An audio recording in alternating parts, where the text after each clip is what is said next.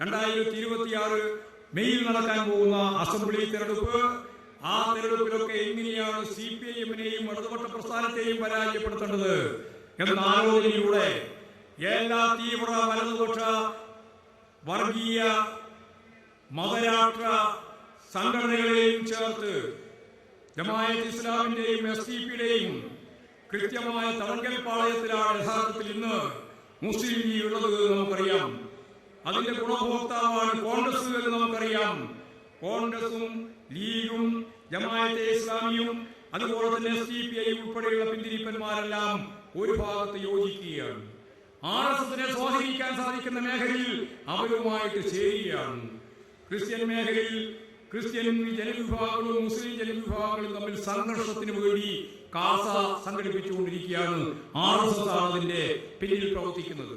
അങ്ങനെ ഒരു ഭാഗത്ത് കാസ, മറുഭാഗത്ത് ജമാഅത്തെ ഇസ്ലാമിയും അതുപോലെ SDP-യും എല്ലാ വർഗീയ ശക്തികളും ചേർന്ന് മുമ്പോട്ടേക്ക് പോകുന്ന ഈ പശ്ചാത്തലത്തിൽ ദൂരവ്യാപകമായ ഫലമുളവാക്കുന്ന ഒന്നായിരിക്കും ഇത് എന്ന് communist party of India Marxist വ്യക്തമാക്കി. കാരണം സെക്യുലറായ മതനിരപേക്ഷ ഉള്ളടക്കമുള്ള ന്യൂനപക്ഷ ജനവിഭാഗങ്ങൾ വളരെ ചെറിയ വിഭാഗമാണ് ജമാഅത്തെ ഇസ്ലാമി എന്ന് പറയുന്നത്.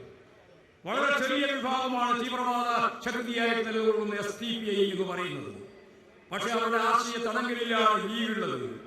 അതിനെ ചേർത്തുകൊണ്ടാണ് കോൺഗ്രസ് മുന്നോട്ടേക്ക് പോകുന്നത്. അതുകൊണ്ടാൽ ഞങ്ങൾക്കറിയാം, കോൺഗ്രസിന്റെ അകത്ത് മതനിരപേക്ഷ ഉള്ളടക്കമുള്ള ജനതയിൽ പ്രശ്നങ്ങൾ സൃഷ്ടിക്കും ദൂരവ്യാപകമായിട്ട്. മുസ്ലിം ജനസാമാന്യം ഞാൻ നേരത്തെ പറഞ്ഞ പോലെ മതനിരപേക്ഷ ഉള്ളടക്കത്തോടെ ഈ കേരളത്തെ കണ്ടുകൊണ്ടിരിക്കുന്നവരിൽ സ്വാഭാവികമായിട്ടും പ്രശ്നങ്ങൾ സൃഷ്ടിക്കും, സംശയം വേണ്ട.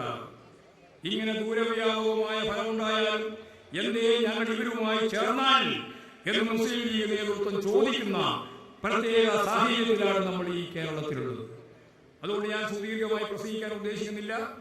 ഇടതുപക്ഷ ജനാധിപത്യ മുന്നണിയുടെ ഗവൺമെന്റ് ഇപ്പോഴതിവേഗം കുതിച്ചു മുന്നേറിക്കൊണ്ടിരിക്കുകയാണ്.